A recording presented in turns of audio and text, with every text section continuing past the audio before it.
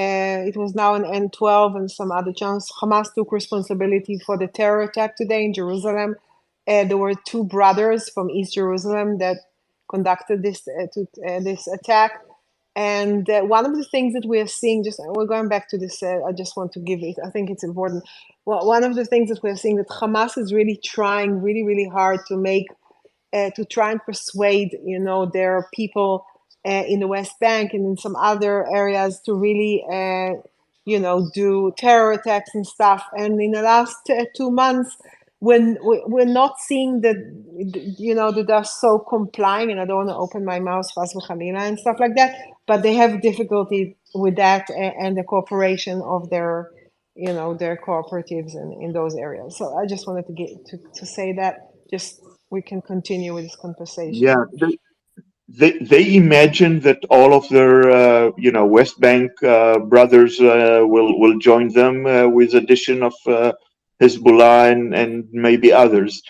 I also wanted to say that I've just retweeted a tweet by Yam Peleg. He is asking people to report on Jackson Hinckley. Jackson Hinckley made some innuendo about sexual issues on a post referring to a 13-year-old returnee that was just returned from being abducted by Hamas. And I think that's a very good opportunity to report this specific tweet.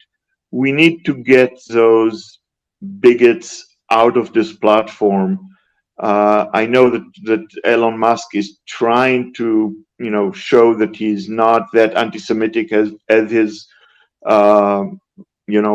previous comments were. So I think we have a window of trying to remove from this platform all those Habibas and Jackson Hinckley and Syrian girl and what's his name? That's a fool's errand. That's not going to happen. That there was a program about it. I think it's a fool's errand for a few reasons. It's not going to happen. They'll be able to get their accounts back. It also fuels the conspiracy, right? Like of Jewish power and stuff like that. Even though it's not true, that's what these people will say. For conspiracy theorists, when you censor something and you cut off their information, they take that as proof that it is true. That what that person is saying is so true and so important that they don't want us to hear it. The platform of being pro free speech to the level where the only free speech laws to your account are what is with the nation at which you live. So if he all of a sudden started doing that, he could get hit with an FTC violation for false advertising. Like these are actual things. Checking your wizard. Come on. Hey, wizard. I think we will be much better off with Jackson Hinckley not having an account, with Khalisi and Suleiman not having an account. That's just not realistic. That's just not a realistic expectation. Yeah, we would be better off. We would be better off, but it's likely not possible, is the reality. And it troubles me too. But it's just likely not. It's not possible to get all of them. And yeah, I'm listen. If people want to report a post that violates a specific Twitter policy, do that. If these people are violating the policy of the app, then of course, the app can take their account down, suspend them, take the post down, do whatever they need to do. But yeah, don't spend too much time trying to get these people off the app, because you will be wasting your time. And there's just more productive things that you can do. They were able to get IJ off this account, and I really miss him. I used to really listen to his comments on Spaces in his great Scottish accent. Those things are possible. And the other side, I've listened to Khalisi's Spaces. They are extremely, extremely organized. From the moment they put up a tweet until this tweet gets, 300-400 retweets, it's a matter of a few minutes. They work in a hierarchical, organized manner, and we should do the same. So there was a whole program about it on Israeli TV, Channel 12 yesterday, talking about Elon, Hinkle, all of this. Go and watch it, Eyal. I recommend. It's a 1 hour. Which it was channel? Late night. Channel 12. It was at 12 o'clock midnight yesterday. And who was the Dror? These two people that talk about technology. Yeah, Dror Globerman. And really interesting. Really interesting. watch it and then we can talk. Yeah. Okay, we have many hands. Wow, Sean, can you direct the hands there for me? You Yep, maybe, yep. yeah, Let's go go ahead. to. I haven't heard from Ronan, so go ahead. I just unraised my hand. Missed you by 1 second. Okay. All right, we'll go to Max. Go ahead, Max. Uh, um, I just wanted to address the whole Elon Musk is an anti is a quote unquote anti-Semite. None of his comments that he made have come even close to triggering any sort of alarm on my end. The only thing I saw was legitimate criticism of people who happen to be Jews that are actively working against Western countries. I think it was Iris who said that yes, you can criticize Israel without being anti-Semitic. You can also criticize people who are Jewish and point that fact out, who are working against even their own better interests. They promote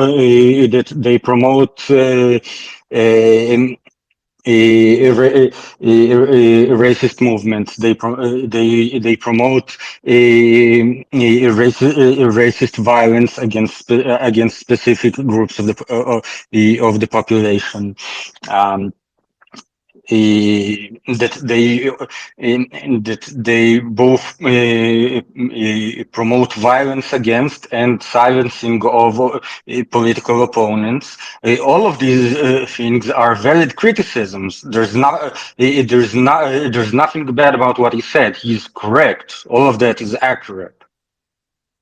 Okay. And all those people use the fact that they're Jews as a shield against that criticism. They say, "Oh no, he's criticizing what I do. He's anti-Semitic." No, the criticism is valid, and as long as they continue to pretend that criticism against them is anti-Semitism, then yeah, we have to people have to point out that those people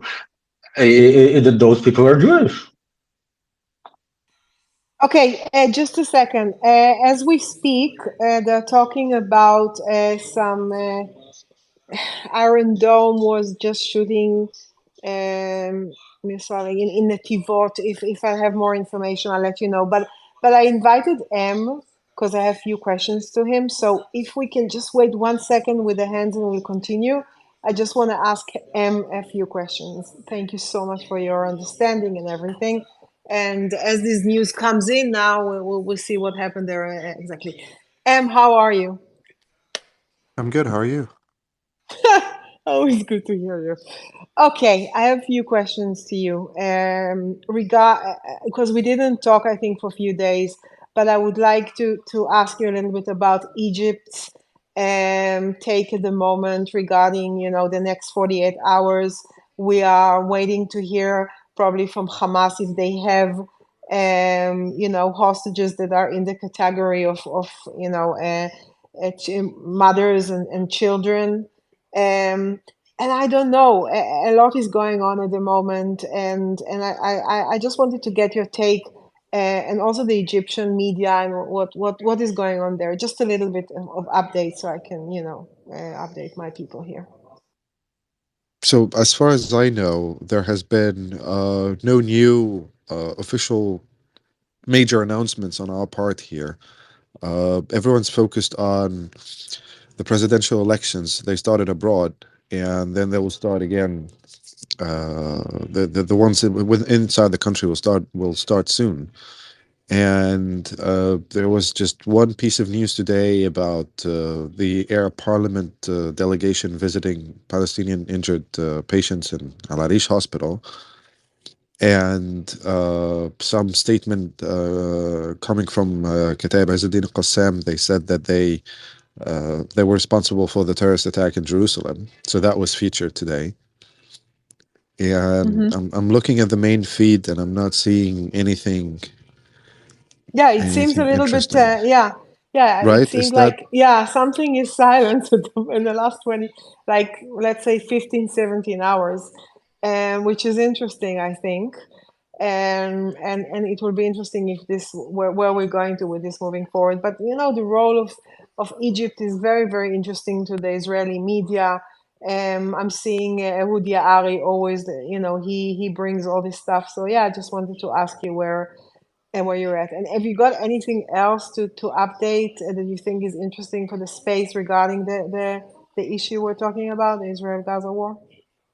so? When I saw the exchange happening today, the two ladies, the younger one and the uh, older Yeah, one, Maya uh, Shem, yeah. Hmm. exactly. I didn't like the way they were exchanged, and it's so looking at what they tried to portray yesterday, taking care of hostages and waving them goodbye on the way out. I think that's just a very stupid notion of like, okay, so I come in, I invade your community, I take your wife and your children hostages, but no worries. I got them pink tracksuits and they're waving goodbye at me when they were leaving, so I must have treated them nicely, and you should really acknowledge that and paint that and highlight it on the media.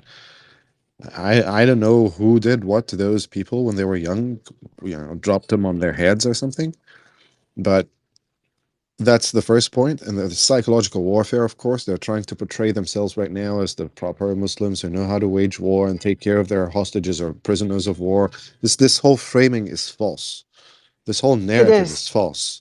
I said there was a terrorist attack and you kidnapped hostages, civilian hostages, and you kept them in captivity for more than 7 weeks.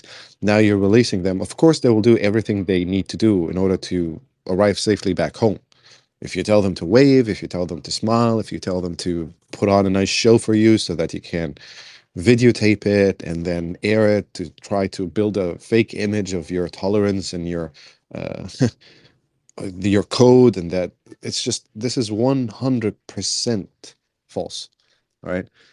And then they didn't do the same thing to those two women. Why? In my opinion, I could be mistaken. This is my assessment, my opinion, myself. I have no information from any source about that.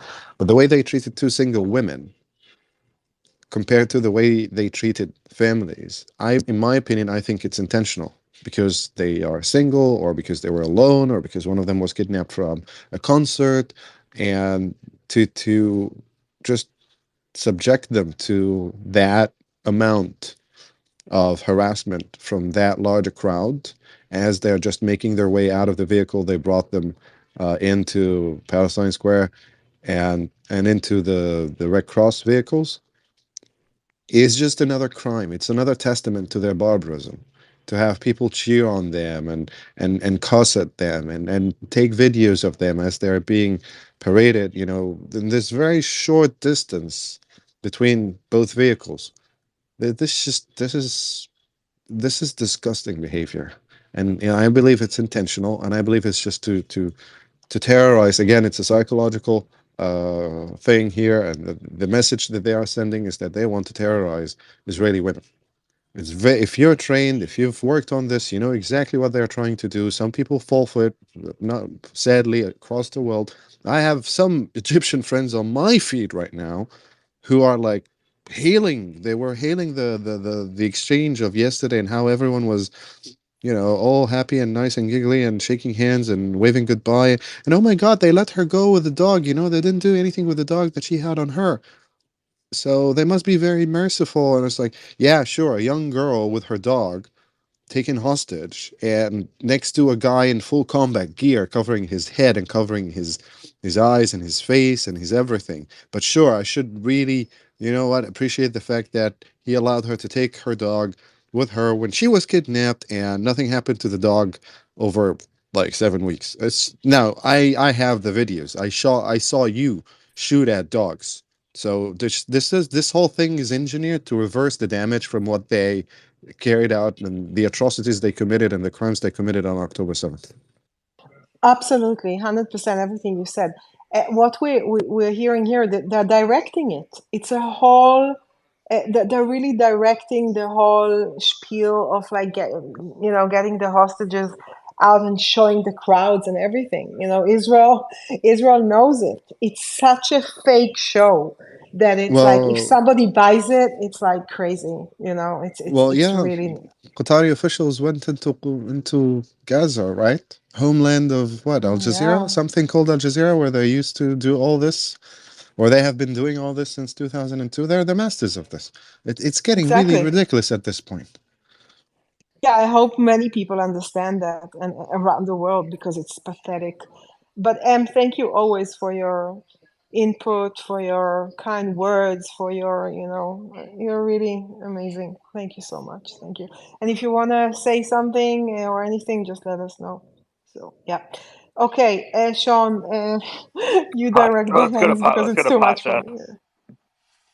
Everyone, great conversation as always. Um, just quickly about myself. So I grew up in Israel. I live in the States for the past 20 plus years. Um, and yeah, what I want to say about the whole Israel US conversation, I think the issue is that Israel was not able to adopt its messaging. Because Israel changed, right? Israel was viewed in the past as the underdog. It's not anymore, right? At least not in the view of a lot of Americans, and I'm sure a lot of Europeans as well. And I think the messaging was never adopted. I think a lot of Americans, the way they view Israel is basically purely um, white country, right? Jews for a lot of people are the Jews that they see on the streets, maybe, or they see in the news, right? And a lot of them are European, right? So, and Israel looks completely different, right? European Jews are not the majority in Israel, but that's the view that a lot of the people in the West have. And I think Israel was never able to adopt itself to show a different, um, to make a different storyline, to present a different storyline.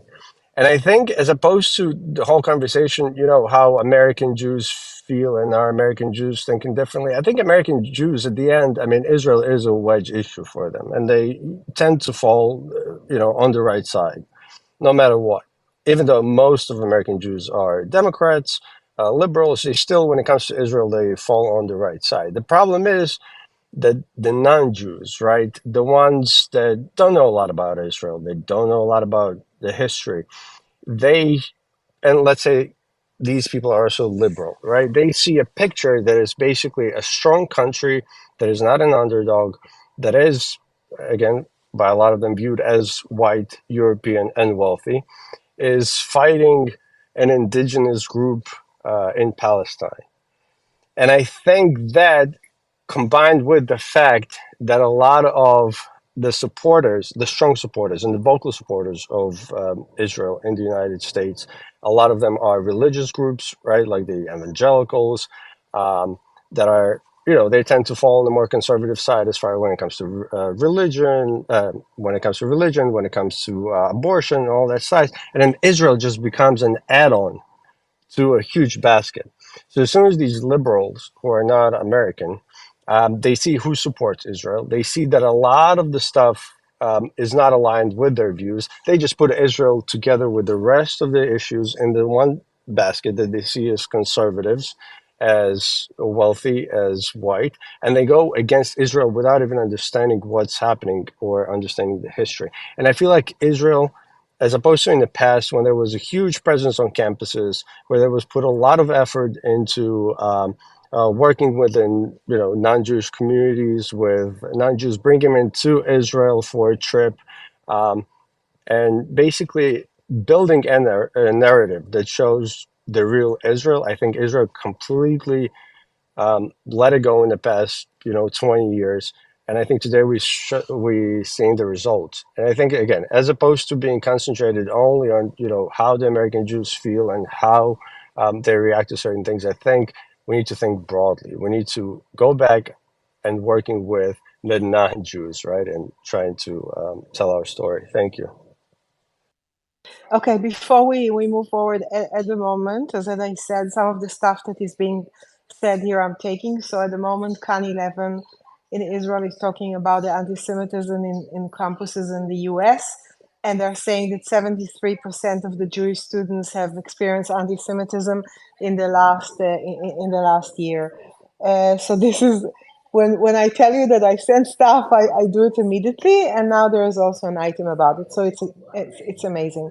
A few more things that are coming out at the moment. The IDF is checking what's happening in South Israel, the area called Nativot, regarding some kind of I don't know yet, but let's see. And what else I wanted to tell you guys? Yes, the Bibas family just took out, just talked to the media, and were answering Hamas regarding Hamas saying yesterday that their family members are not alive anymore. They're saying we don't have proof for that, and we're still waiting for them to hear that they're alive. So this is the Bibas family. If anybody has anything else about the Yemen thing that I asked before, I will really, yeah, it's really sad. Diva story, we can't talk about it, but yeah. Anything about the Yemen thing and the Houthis, I would love to know. And yeah, we're waiting for another 8 hostages to be released still tonight, so there's a long night ahead of us. Okay, we can continue. Sean, take the thing. Sean taking the wheel. Yes, take the wheel. Let's go to G. Go ahead, G. Yeah, I just kind of want to iterate what people have kind of said already, and kind of summarize it. So a lot of people have said that Jews kind of collectively have had this shift to the right, or towards Republican, however you want to view it. But I don't want to say that. I mean, historically, conservative and Orthodox Jews have been on this on the right, but and reforms have been on the left. But there is a large shift in the reform community towards the right, and there is what David was saying earlier, a little bit of a shifting of parties and alignments, and and it's happening within the Jewish community. I would say, most. I am a Reformed Jew, so most of my congregation is adamantly Zionist. So there is conflicting kind of information about what's going on with the younger Jews. I have kind of, I'm in touch with my fraternity brothers. I was in a Jewish fraternity, in touch with the Hillel rabbi, and they're all very aware of it. And what we're kind of forgetting is, I'll touch this brief because I want to go through all the hands. Is the whole Kanye thing and the whole Kyrie thing. Anti-Semitism has always been in America, and it has kind of been hidden.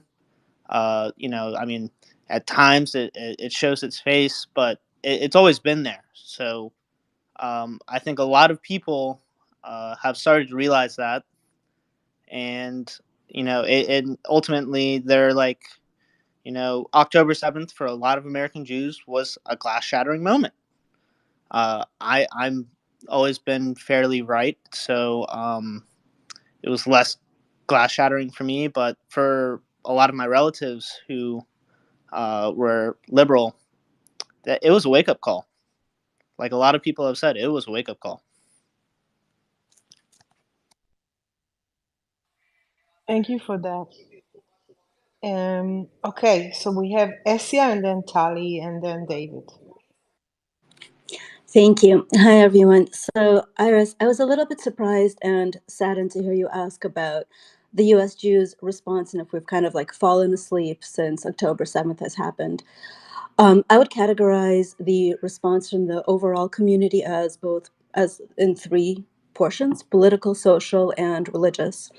The religious community has definitely come together to pray and encourage greater adherence to Judaism and to Jewish culture, and to spread all of the positivity that Jewish culture has to offer, and for the non-Jewish community to just spread acts of kindness and whatever goodness they could add to the world. Politically, I think that we've all seen the 300,000 person march in DC. This was attended by many different communities of the Jewish people. From Detroit, actually, all the students from Detroit schools sat on the tarmac off their plane for 7 hours because the buses refused to take them to the protest. And so when they returned to Detroit, there was a mini pro-Israel protest held there in Detroit for those students, and everyone who was with them. And I can send you all the media regarding that if you wish to see it. Amazing. Yeah. Yeah. 97 senators after October 7th authored a resolution condemning Hamas as a terrorist organization, and that includes Bernie Sanders. And there is incredible push politically from the Jewish community. This actually, and of course, we're also doing everything we can socially. Our friends who are not Jewish have contributed to almost every single pro-Israel campaign that we have sent them. This includes a lesbian couple we know that are very left. One is a professor at a local university, the other one is a surgeon, and they have donated to everything I've sent them. Nehemia and everyone else in this space, if you want to connect, our activism in the US does matter and does have weight. Please DM me. There is really a lot we can do. And I would like to encourage everyone not to confuse the loud people, especially the loud extreme leftists in the Jewish community, for the majority. It is not. And for the youth, you asked specifically about the 18 to 25-year-olds. Yes. A lot of this community are also taking parts in the protests. Those still on college campuses are just trying to keep their heads down. I'm on a lot of the mailing lists for the Boston schools, like I'm on the MIT Hill mailing list.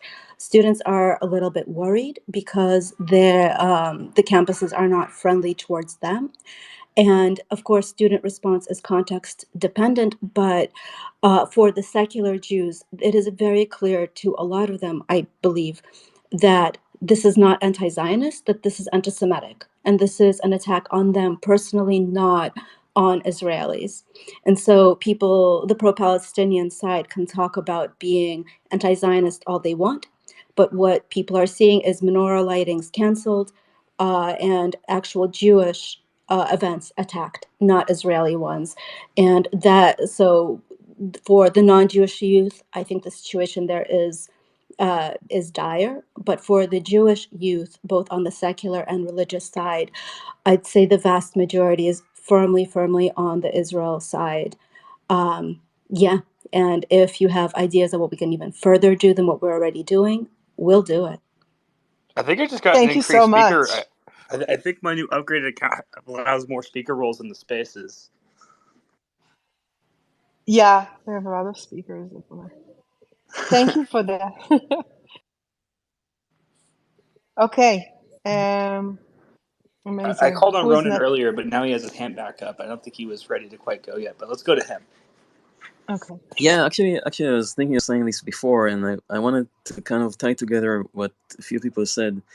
So, Nehemia, he asked what we can do, and Ezia, she kind of started answering this, and Tali as well. So, I think more than what Iris said before about the connection to Israel, I think it's really important for American Jews and Jews in the diaspora. They need to insist or demand or make sure that indeed where they live, the diaspora is safe for Jews. And I think the place where you see this the most is the American university campuses. I think this is a battle that can be won, and I think it's not being fought enough. I've been waiting to see this from the very beginning, and only now you start seeing things like lawsuits on Columbia University and NYU. And I think these are, I don't know American universities that well. I think these, because it's in New York and it's in the closest to the biggest concentrations of Jews, then maybe it's starting just there. But I think people really need to take responsibility and start doing things. And I know some people will not like me saying that, but I think they need to take it a few steps further. So they need to be demanding to be treated with dignity in places like the universities.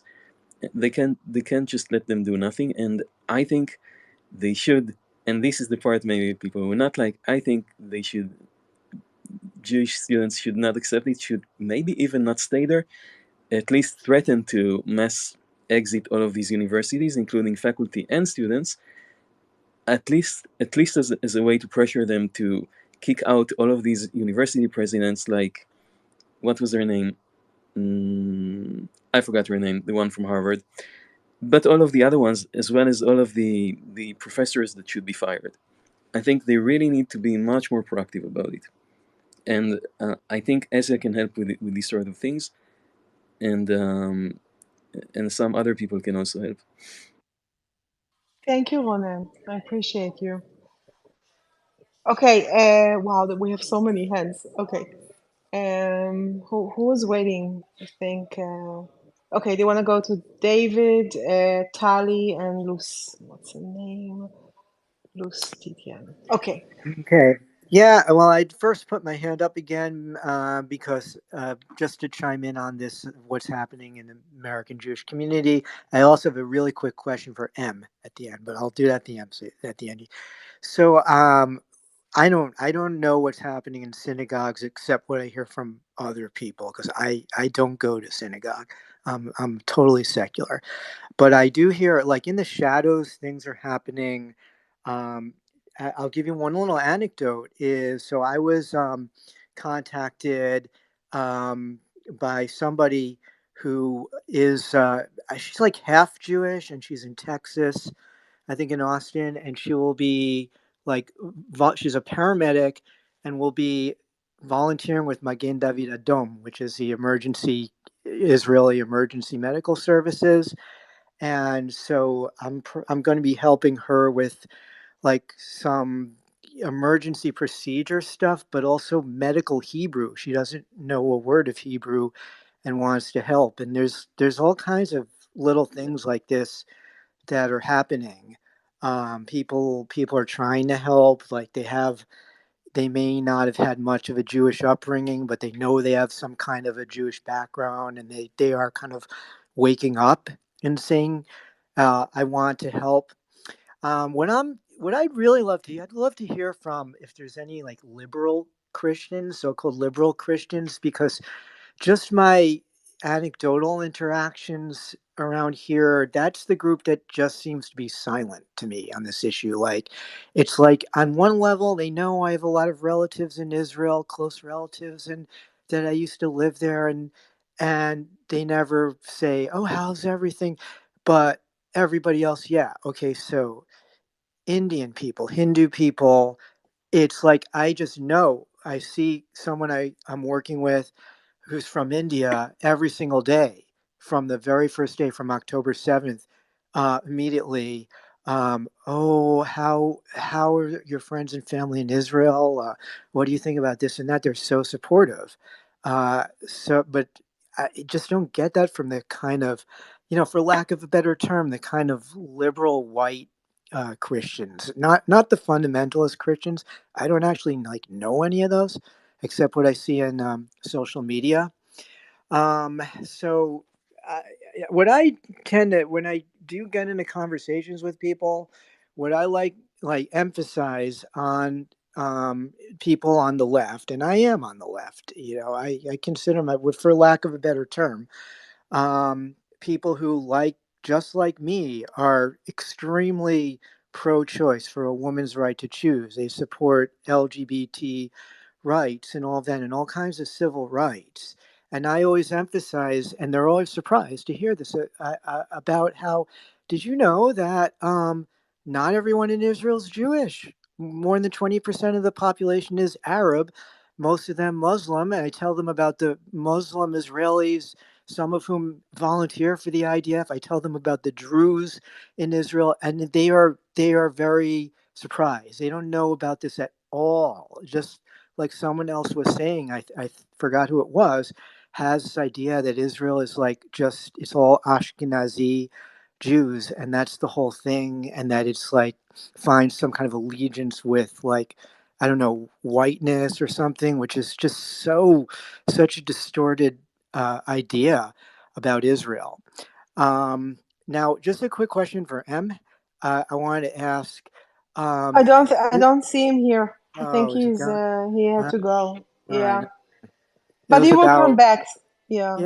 it was about whether what if there are any circumstances under which Egypt would could he imagine Egypt agreeing to kind of administer the Gaza Strip after the war is over? I know Egypt's been resisting that, but I'll ask him at the next opportunity. Okay. Thank you, David. Let's go to Tali next. Hey, Tali. Thank you. You know, it's true that the world, and especially the left, maybe views Israel as white in a way that is literally and factually not true. That you pointed out, David, that more than 20% of the population is Arab, and then just amongst the Jewish population, that Ashkenazi Jews do not make up the majority of Jews in Israel. And yes, this is true, and it's true that in America, the largest population of Jews is Ashkenazi Jews, so that's why what people are more familiar with seeing and how they view Jews. But again, I personally don't think that's the way to fight it.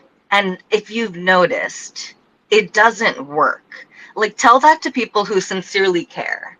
I mean this so seriously. People who care about you and your family, maybe don't know about Israel and are just curious. Share that with share that with them, because a lot of people don't know the stories of Jews from the Middle East and North Africa and East Africa. And so these are important things for people to know because they're true. But I think there's almost this idea that if only they knew this was the reality, they would change their minds. And I don't think that's true. They have their own racist tropes that they put onto Israel. Even the people who are aware of the actual makeup of the state of Israel, they'll talk about, misinformation of, people being sterilized when they came into Israel. And they'll talk about, how the white Jews, if it weren't for their shared hatred of Palestinians, the white Jews, would be oppressing the brown and black Jews of Israel. So people, that's not going to change their mind. And that sort of gets me back to something that Pasha said. Yes, we could tell people all of the great things about Israel. The people who hate Israel use Hasbara, against us. They will say, I don't listen to anything that comes out of the state of Israel. So this idea that Israel should have been doing more to reach out in its messaging to the non-Jewish world over the past 20 years, the people who are against Israel don't take that seriously, and they see that as actually devious and conniving. They see that as the Jews always tricking people into their narrative. I mean, that's where this pink washing stuff comes from. We just see this over and over again. And I don't say this, I know I sound pretty pessimistic. I'm not pessimistic about the Jewish people or the state of Israel, but I'm not optimistic about us changing people's minds in the media or, socially in the world for a while. And I think that's not necessarily something that we will ever have much control over as Jews. I want to talk about Zionism, but it's going to take us a little bit off track, and so I'm willing to wait until other people who haven't spoken yet or haven't spoken as much as I have go. But I want to talk about sort of whether we need to be identifying as Zionists today and sort of how functional that is. Yeah, okay. I'm going to pause it there and let other people speak, and Charlie, hopefully I just want to add, I think the point about the Mizrahi Jews and the Jews aren't white, I think that's conceding the premise that the Melanin Olympics and the Victimhood Olympics is right. Correct. So you exactly. should not concede that European Jews don't have the right to return to their homeland, right? So no, totally. Exactly. And you know what? And there are things that are true that people use against us, that it was European Jews, at the forefront of, the modern Zionist movement. And this is true, and we can be proud of that. That's a wonderful part of our modern Ashkenazi history, right? Is being integral in building the new state, I completely agree with you, and that was sort of my point, and maybe I didn't make that so clear, but yeah, that is trying to convince people that we're actually brown and not white should not be our goal. I totally agree. I just want to point out that I do not leave out the part about the Ashkenazim actually being a part of the Jewish people and having a historical connection to the homeland when I talk with people who don't know much about it. I'm just kind of broadening their understanding, and usually that they tell me they didn't know this stuff, that they thought it was like Europeans coming in after World War II. They just kind of bought into the narrative. And the ones who get mad about it, they're kind of not curable anyway. But a lot of Jews don't know this either, and that's okay too. Like, I don't think we need to the internet is a modern invention, and I like to think of Jews and Israel sort of as the epitome of this, as like the Parent Trap. Like, we were all separated at birth, and now we're just coming back to each other and finding each other, and it's wonderful and it's beautiful. And I didn't know about many of the Jewish civilizations that existed for thousands of years in countries in the Middle East. I wasn't aware of that until the last, I don't know, 5-10 years, let's say. And that's okay. We're all coming into this information really, like, now. These stories are beginning to be told, and I agree with you. You should share that with people who care and who are interested, because it's true and it's interesting. And again, the plight of Jews outside of Europe is important and needs to be recognized, and is so relevant when we're talking about the threat of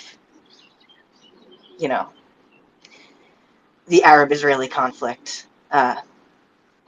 And the sort of the gaslighting that goes on about, if Israel didn't exist, if Zionism didn't happen, everyone was living there in peace before that, and we need to go back to that, essentially. And so it's important that people know the stories about the Jews in the Middle East before the state of Israel.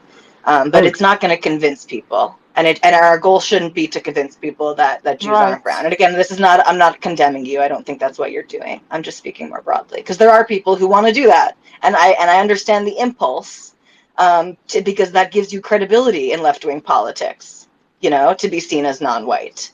And Jews don't want to associate ourselves as white, because, whiteness, quote unquote, whatever that means, if it means, sort of European colonization, that affected Jews tremendously. And so all of this is valid and comes from a good place, but I don't think it's not going to change the minds of the people who are against us right now. Well, yeah, no, I agree with that. I just I don't have one of these like, oh, we we Ashkenazi Jews are brown narratives. But when it's correct in the conversation, since I do have a certain amount of expertise in genetics, and I do kind of bring up the point that and if it works this way in the conversation, depending on who I'm talking with, I do kind of make the point that, well, I, as an Ashkenazi Jew, I mean, if I'm to be called white, historically, I've never been like treated like the same way that Americans and Europeans treat what they call white people. Like, Hitler would not have called me white, okay? And same thing with a lot of like American right wing groups and so forth. But also looking at it from a genetic standpoint, the term white and black and Asian, it doesn't make any sense. There aren't these three races is just so old, and it just doesn't exist biologically. I know it exists as a like a social construct, but biologically it's meaningless. And people are becoming more conscious about that as they do their they do their 23andMe or their ancestry, and they're like, oh wow, like everything's kind of mixed.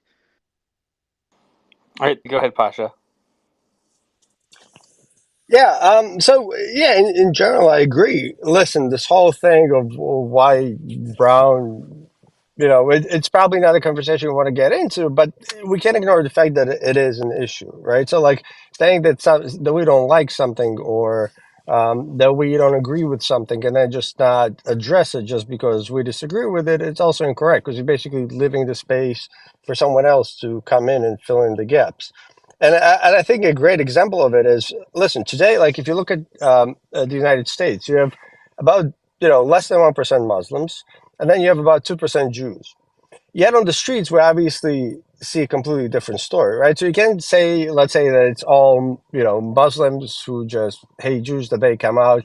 There's got to be some other group, right? And I think the greatest example where I think we completely dropped the ball is with the LGBT community. If you have LGBT community coming out for Palestine, that's a huge problem, right? We clearly did not uh, explain our narrative or explain the because these situation. communities don't first of all, they're not real. It's not a real thing, the community, right? We're talking about the activist communities amongst these populations, sure. Really, right? Because but I know what you mean. But the LGBTQ community, for example, does not operate independently. Everything is intersectional. I know I'm oversimplifying, and I don't mean to poo-poo it, but everything is viewed through the lens that, queer liberation, free Palestine means queer liberation, right? Everything to if you believe in this ideology is interconnected, and so there's no way of making that appeal Well, there is, to the because you have quote to. unquote LGBT community. There's not in the activist community, which is what we're really talking about. There's not. They're completely bought into an ideology that views Israel as the oppressive force, as the colonizing force. There's not. That views Jews as white. And again, I think that's stupid. And I'm not saying we don't engage with it, but we point out that it's stupid. We don't just try to convince people that we're brown, or that most of us are brown, or anything like that, right?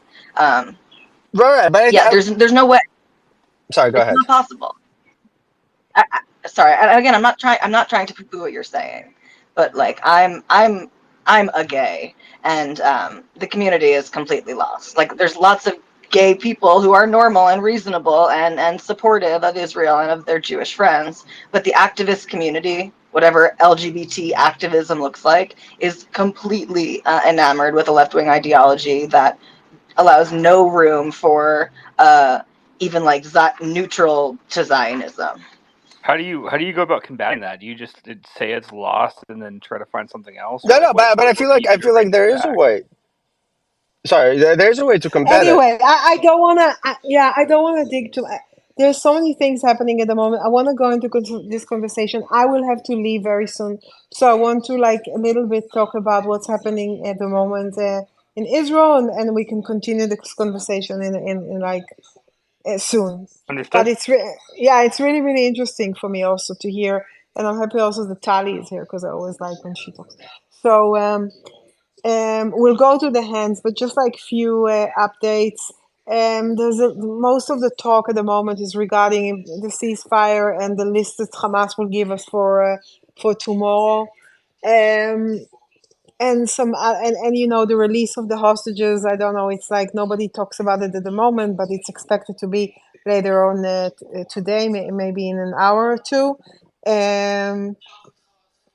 Yeah, and I'm hearing all the updates from the commentators in the news. But yeah, we can continue. I just wanted to bring an update.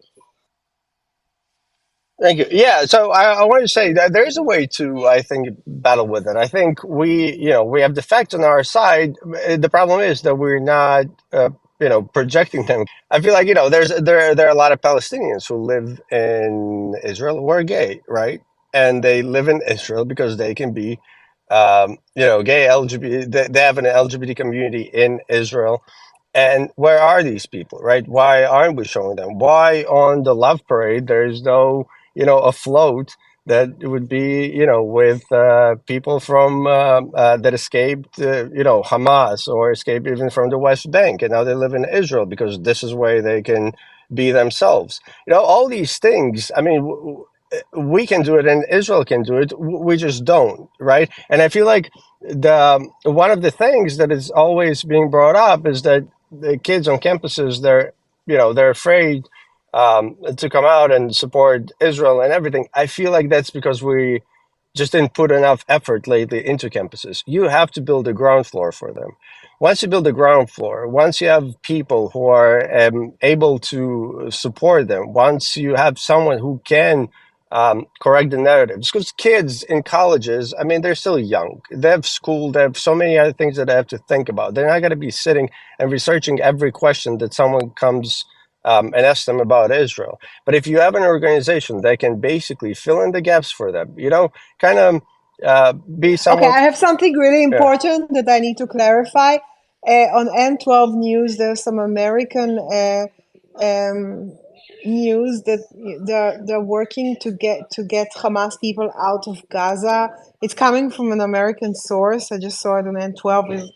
Did anyone hear about this development or not yet? They're saying low-level ones, yes, not leaders or anyone, but that supposedly they will let the low-level ones, leave if they want. Oh, you mean like they could surrender, like they're giving the official No, opportunity? to get them out of Gaza. If anyone has a link that is verified, the only really verified one, I would love to have it. I'll try to send you something. Mr. Okay, Fafos and thank you. guitar. No, apparently that video was from the World Cup. But to Pasha, to what you're saying, listen, I hear you, but again, I just need to push back. People have tried to do this type of, if you want to call it, information campaigns, if you want to say activism, whatever, they've done it, and people call it pinkwashing. And when you point them to gay Palestinians living in Israel, they call that tokenization. Sometimes it is, sometimes it isn't. They have an answer for all of this.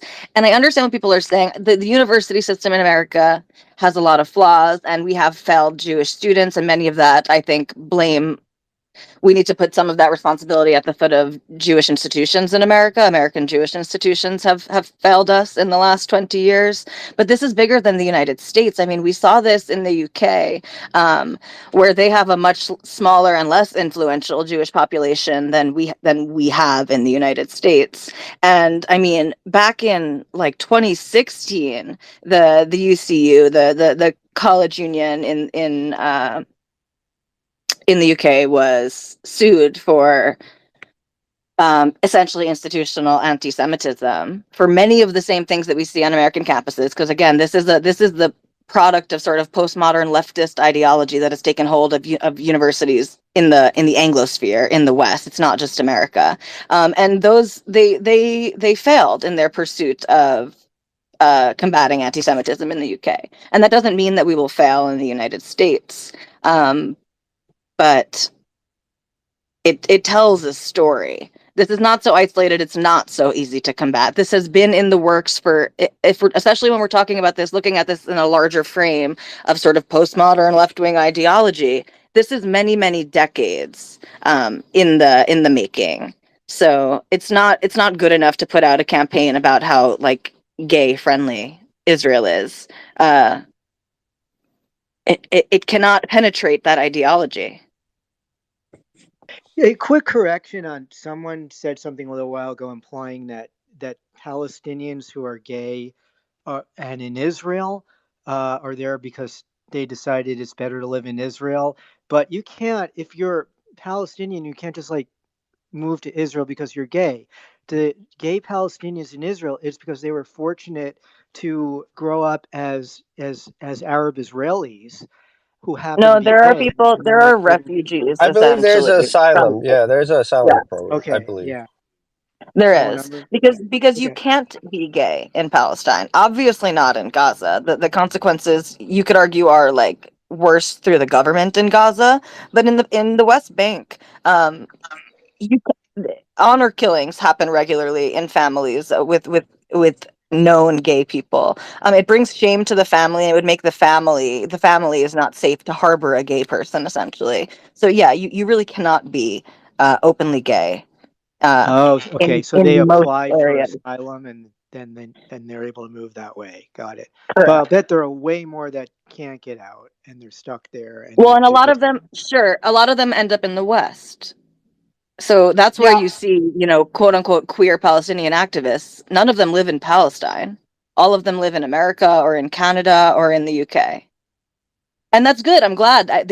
I'm a gay person. I don't want people to live under oppressive governments that could kill them. That's good. I'm glad that they are safer. But that's the comfort. That's where they're able to spew this sort of cognitive dissonance activism, where queer rights are somehow tied up in Palestinian liberation, even though a one state solution without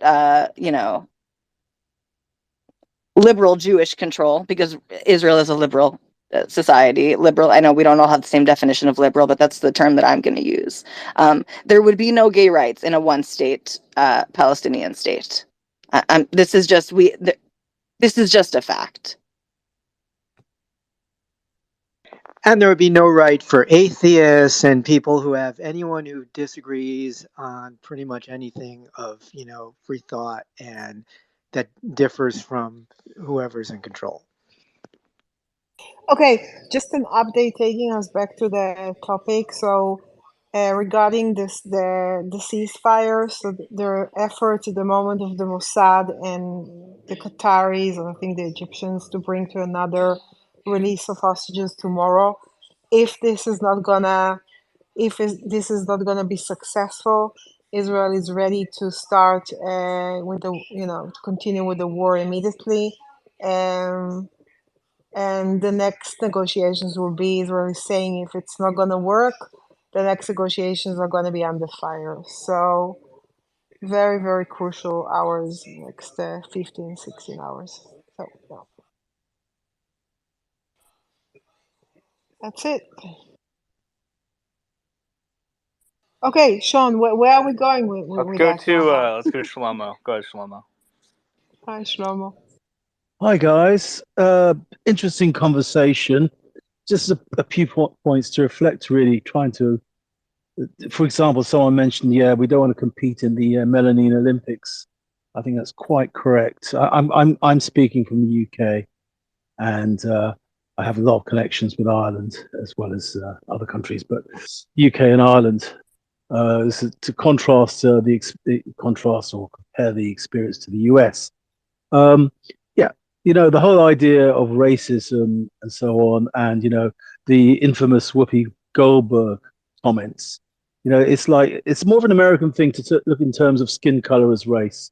In Europe, I think there has historically been a better understanding that there's different ethnic groups. We know in terms of modern scientific terms that it's all in terms of population genetics. There's different population groups, and Ashkenazis and Sephardis, as genetically are population-wise closer together. They cluster together more so than all Europeans, whether it's Northern and Southern Europeans. But everyone would say, again, in the States, you've got this questionnaires always. I lived in the States. Are you Caucasian and are you Hispanic? And Hispanic's always a really weird one. I know how it applies to Latin America, because if you're in Europe, if you're from Spain or Italy or Greece or Germany or Holland, these categories make no real sense. So we have to go overcome the Melanin Olympics. We don't want to compete in it. It's just it's racism is about not how you consider yourself, but how others consider you. So, if we're considered as Jews, as a distinct people that are non-European, that's the issue. We're not considered as Europeans. All the other comments about the Mizrahi in Israel, I'd sum it up. We have historical facts versus the other side's hysterical fictions. And it's an ongoing thing for us to be able to deal with that. We need to be informed. We need to know what the facts are, and everyone has a different take on it. And I would certainly say, the whole idea that race is based on skin color is completely incorrect.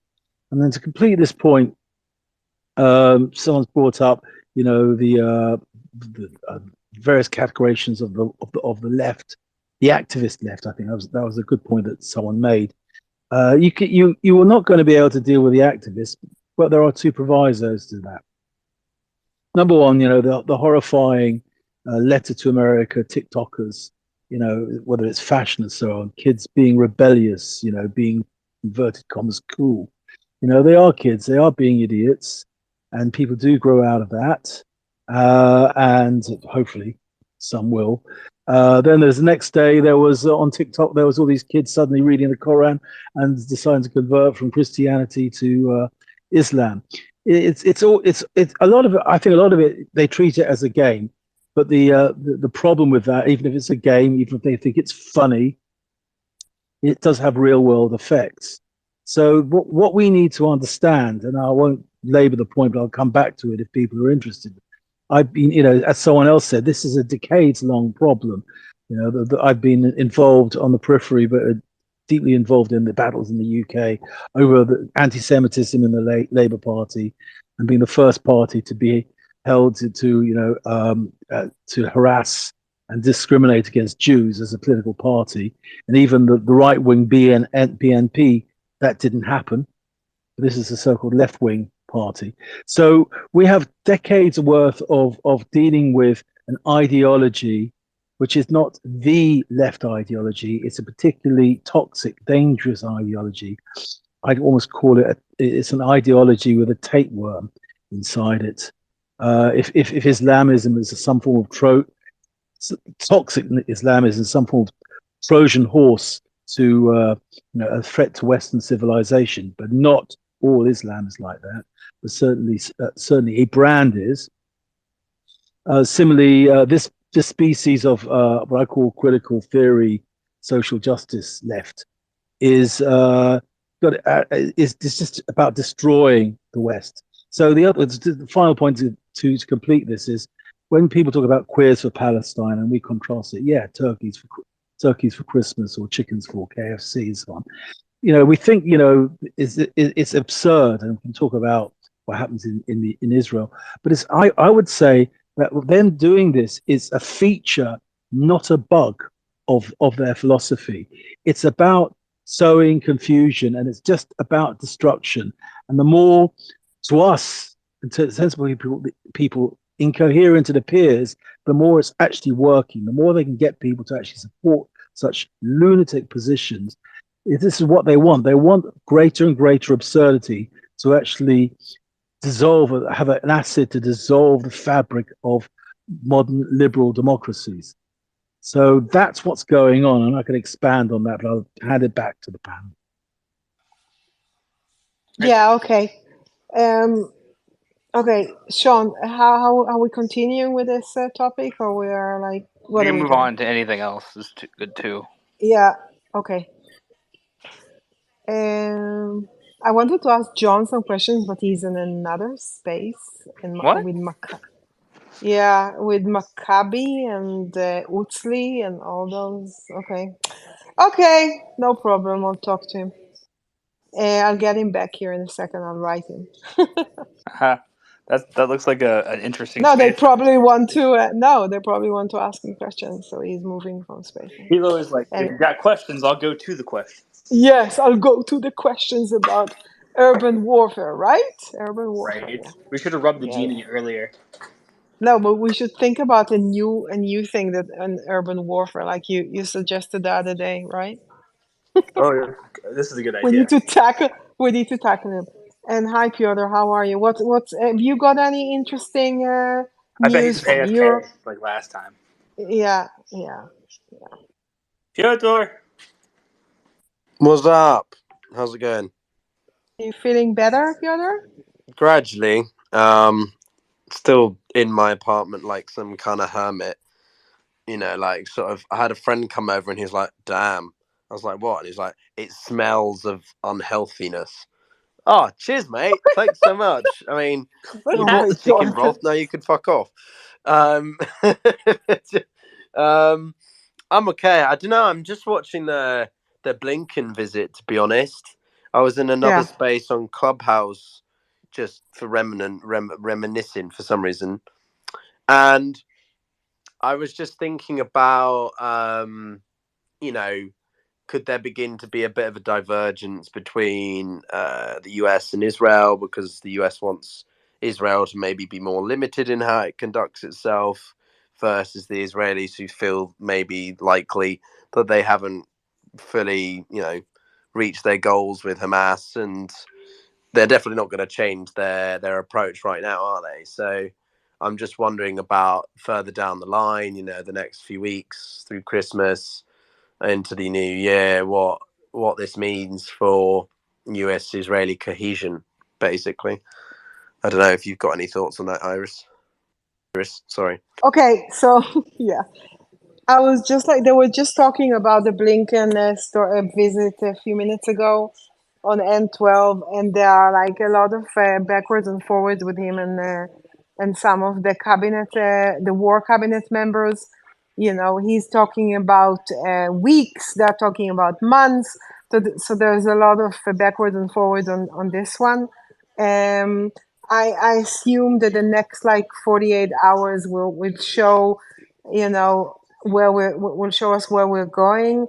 But yeah, there were a lot of talks with him today, and probably in a few hours, you know, there are more things that will come out. But there are issues that you know, and Israel said it and was very, very clear to him that, you know, we need to make sure that there's no Hamas and there's no threat to Israel from Hamas. And you know, and then the U.S. is on our side, and is our ally, and is helping us to move forward. And I think they're doing it in a really in an amazing way.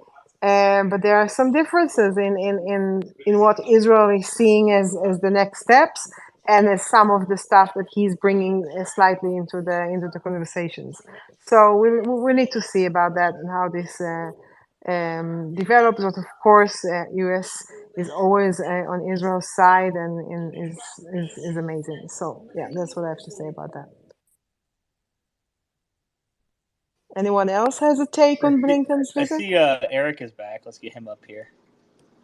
He might have some information for us. What's up, Eric? Come. Of course I do. Hello. You're always good on that. Well, you know, Eric, what is your take on the it's a delicate story? It's a delicate balancing act. Biden Yeah. was extremely forceful from the very beginning. I was incredibly, as a registered Republican in California, which is interesting to in of itself. I was, yeah, right, shocking and funny. Shit, those things still exist. You live in a hell. But here's the thing. They're more... Here's the thing. I can admit and I can give kudos where kudos is deemed necessary and right and fair. And Biden was, I wasn't shocked, but I was pleasantly surprised by Biden's initial response and the show of force from the United States and the level of support that the U.S. was giving. And I think that it's been amazing. But as time goes on, right, as we progress down the line and as we get closer to 2024, domestic politics start taking over foreign policy. Domestic politics and an election campaign will take precedent. And when there is a lot of noise being made in places like Michigan, a potential, I'm not saying a swing state, but a swing area with the Rust Belt and other areas where a traditional Democratic base might be wavering to a degree, where the voter base is getting younger and getting more progressive and demanding ceasefires left and right, it'll start getting noticed. And it's not just from the electorate, but also from within the administration. Now, there's been pushback from the U.S. from inside the administration, for the last 50 some days. From the moment that October 7th happened, there were elements within this administration that were vehemently anti-Israel, frankly, if I'm going to be honest. But from top down, there was control, at least there was a semblance of control. But that we're starting to see cracks there. My biggest concern, the biggest concern I have, and I don't see this happening just yet. I don't foresee it necessarily happening, anytime soon, is the removal of the naval forces from the region. I don't want that, obviously do not want that to happen. I don't think the Israelis want that to happen, because that in of itself is a significant message. As much as the sending of those forces in was itself a message, the removal of those forces at any time, unless there is a full-on end to the conflict in terms of the military side of the conflict. If that happens, if the removal of those forces happens before that, then it is a significant message from the U.S. administration and from Biden. But we're seeing cracks. Sean and I were talking about this separately. We're seeing a pivot away from the full-throated support of the state of Israel and Israel's military campaign in Gaza. Away from that to let's talk about an extended ceasefire. So the language is getting is getting shifted, right? At first, it was not a ceasefire, it was truces, it was humanitarian pauses, and then a series of truces. And so the semantics actually are important because the language plays to the direction that the administration's policy is going. And that's important to point out. So as we see Blinken coming back and forth, the shuttle diplomacy between Mahmoud Abbas and Netanyahu in the war cabinet, and even Jordan, and even possibly Egypt and the other players, and Qatar, there are a lot of moving pieces. But it appears to me that domestic politics, to put a bottom line and land the plane, domestic politics are starting to encroach on foreign policy in a way that we didn't see at the beginning of this round of violence, the beginning of this war, and we're going to see more and more of that the closer we get to 2024. The if this continues and this goes through to the Dem primaries or to whichever primaries, then we're going to see it more forceful. That's what I have to say about it. Okay. Interesting take. As usual, you have interesting takes. I really have to say that I like what you're saying. You're interesting and you're on point. So, yeah. And I'm happy that you opened the space. I was really busy this morning, so I couldn't come. But I saw it because I was I like really tweeting wanted some. you in there, and I saw that you I know. I will. commented. I'll definitely.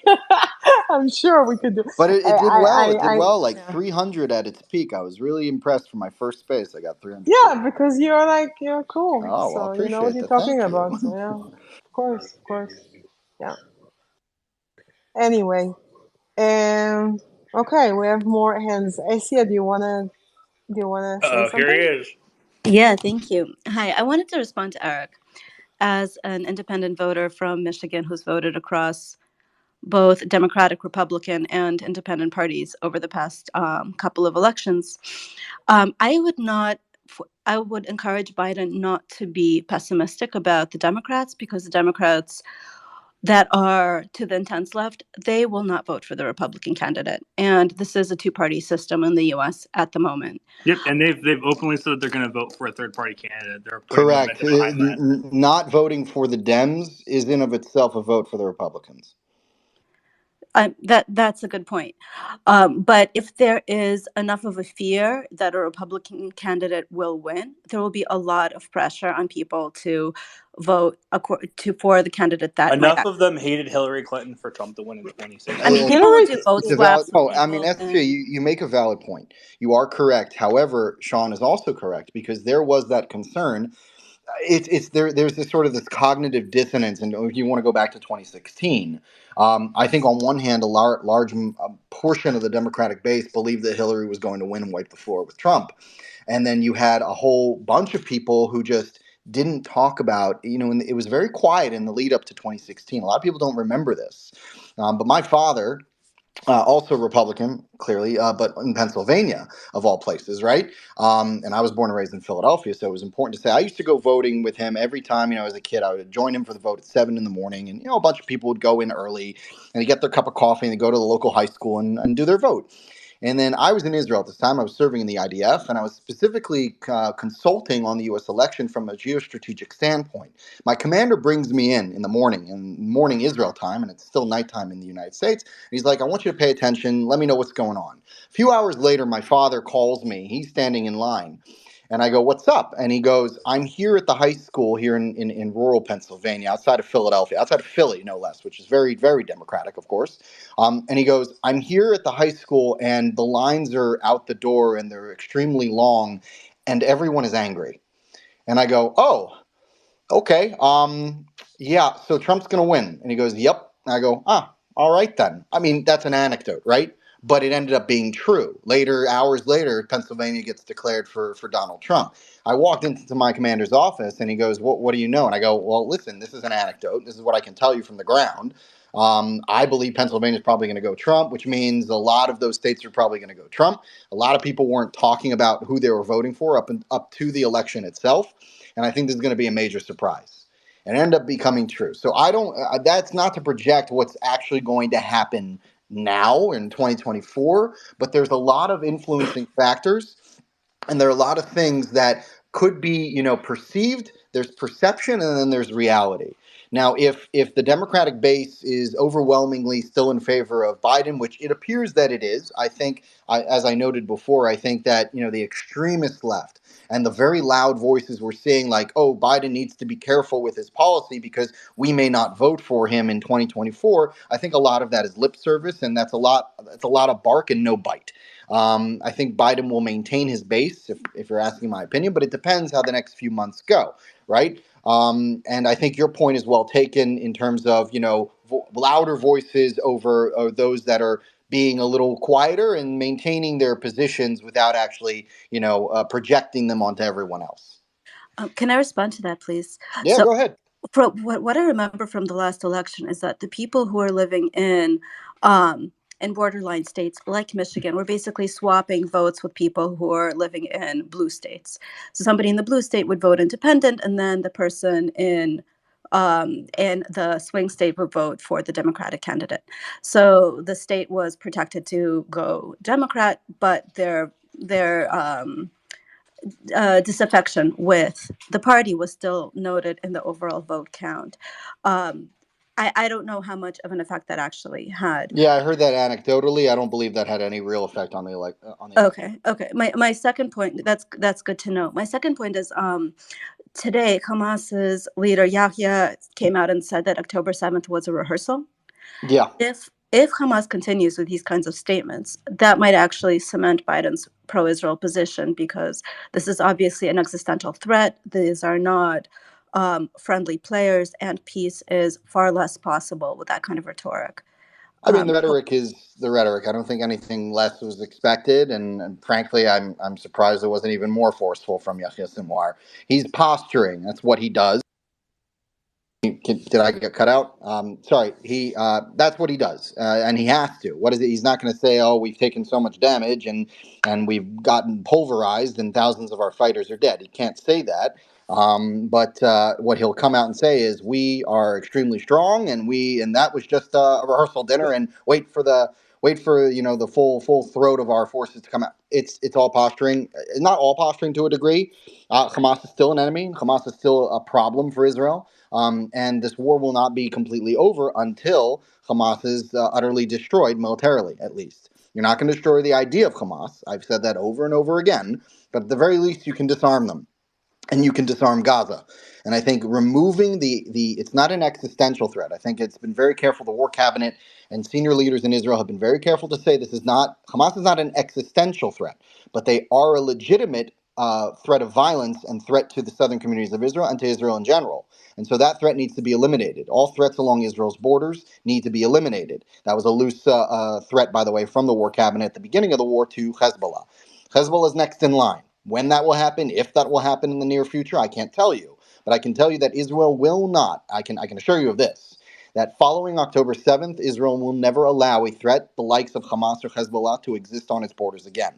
And so it's only a matter of time before those threats are faced with the full throat of the military might of Israel. On that, what Sinwar said, I mean, again, I don't know if that sways Biden's support left or right. I think Biden has been extremely supportive of Israel. But the point that I was making before is that domestic politics here in the United States we're seeing it creep. We're seeing a slight pivot with the attention of Biden to the 2024 campaign, because he can't be completely focused on a foreign policy issue when he's got domestic politics at home to worry about if he wants to serve another 4 years in the White House. Okay. Hillary Clinton seems to be very, really pro-Israel, and talking a lot about Israel and all what happened on October 7th and stuff like that. Just really, really, really short, not a long talk about that. Can someone tell me about this in one sentence or two? She's old school when it comes to U.S. foreign policy. She was with Obama when they destroyed Gaddafi and hit Syria and all sorts of things. So it's yeah, but then Obama is a little bit different this time. I'm not really sure what up with Obama. He's been really weird lately. Yeah, it's really weird. Really, really weird. I don't know what's going on with him, but okay. Elena had something she wanted to tell us about. Yeah. Hi guys. It was directed at when you were talking about all the LGBTQ stuff and how everything is going to change and everything.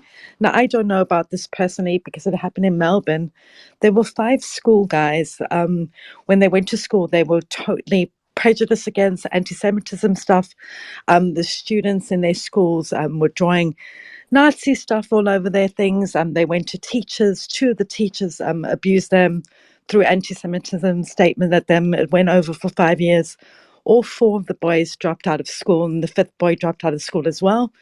They tried to get the teachers and everything to apologize. The teachers wouldn't apologize. The principal didn't do anything about it. Eventually, they sued and they won a landmark case in 2023. They're actually from Caulfield in Melbourne. Coincidentally, at the moment, Caulfield in Melbourne is the one that's most has the most increase of anti-Semitism. But these 5 guys, teenage guys, won a landmark case, and it is the most extraordinary thing. So it does show that these things do happen, and people are listening. And these guys who sue them were teenagers. Something to be very proud of. Sean's got the thing, so Sean's probably better speaking about it than I am. I'm still reading through it. It's just phenomenal. Do you know what I mean? That people will use their brain. We will use our brains. Do you know what I mean? Like everyone's talking about social media and how awful everybody's been in social media. We still have our brains. We can go at this another way.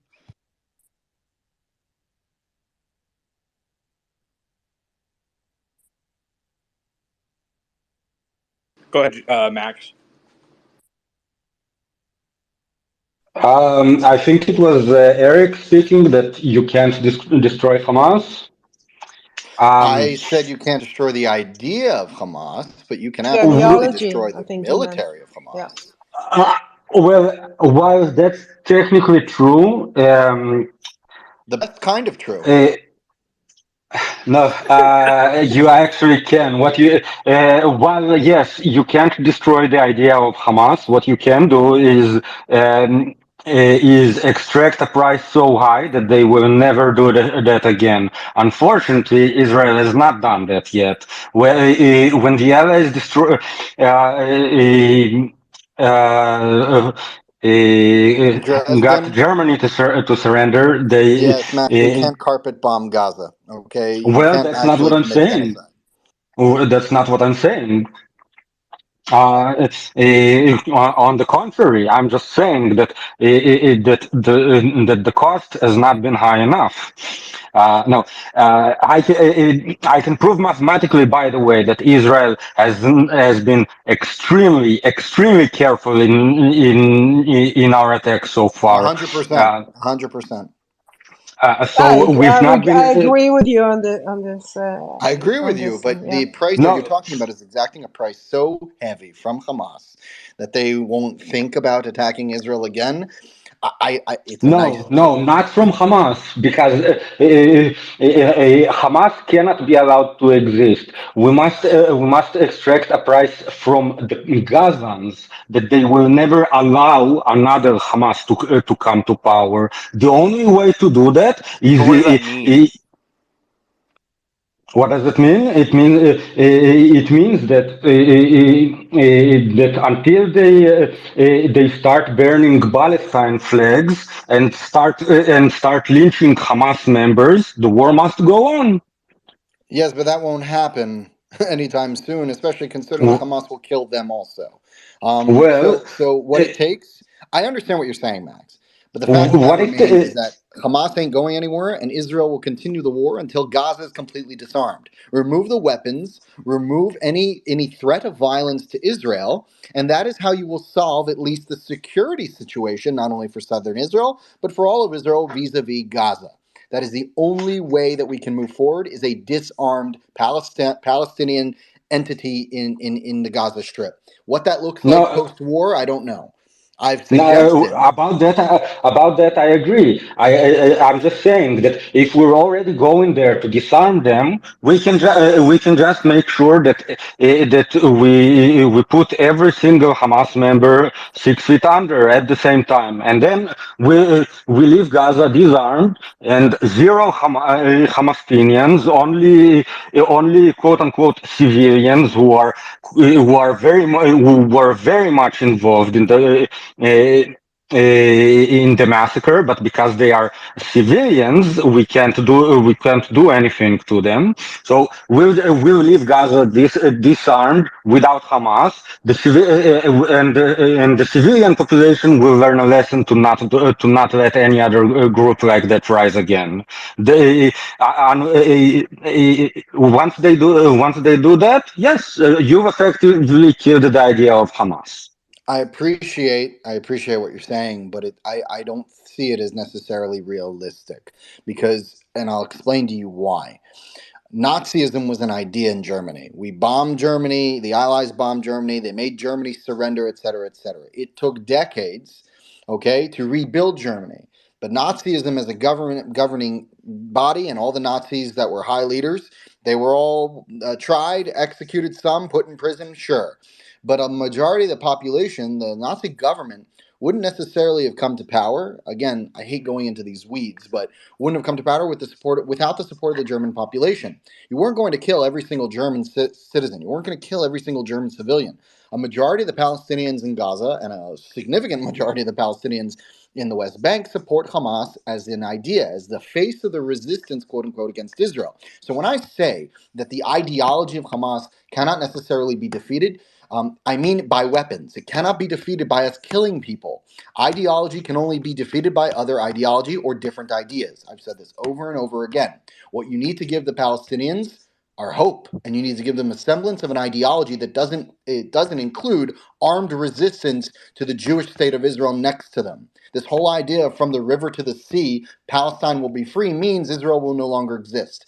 It is a delusional idea for pro-Palestinian, or I should say now pro-Hamas people, to suggest from the river to the sea, because Israel isn't going anywhere. So you can only fight the ideology of Hamas by deprogramming that idea. I hate that term too, by the way. But by giving them a new idea to deal with. Salam Fayyad, the former prime minister of the Palestinian Authority, somebody who I sat with and spoke about what Ben Gurion did with the state of Israel prior to the state of Israel actually being founded. Salam Fayyad talks about Ben Gurion as being a role model and being someone that he could look up to as a leader who established his state. Why? Because the institutions of the state were established well before the Declaration of Independence in 1948. So Salam Fayyad's whole moniker was, we need to put our institutions in place, Palestinian institutions of leadership, of government, of governance, of authority, of accountability in place before we ever go to the United Nations and say, hi, we want to declare a state of Palestine in XYZ territory. Put aside the politics, put aside all of this. You want to defeat the ideology of Hamas, you need to give them a new ideology, and you need to give them hope. That's what they need to be looking for. And it's going to take a tremendous amount of work, a tremendous amount of effort, and it starts at the top with leadership. Who that leader is, I don't know at this time. Maybe it's Mohammed Dahlan, maybe it's Marwan Barghouti. I don't think so. He's sitting in prison. I mean, there are plenty of other Palestinians that we might not even know about who could potentially stand up, a younger generation who want to stop this sick cycle of violence that has been going on for 75 plus years. But you're not going to wholly defeat Hamas or that ideology with bullets. You can only defeat it with ideas. Good morning, Vietnam. Hold on, Arya. Hello, Ariel. The issue about what you said about the younger generation is that every young person in Gaza has been raised for the past 16 years and was groomed by Hamas and UNRWA to become a terrorist. Their textbooks are filled with anti-Semitic propaganda. They are taught to hate Jews. They are taught to want to become martyred.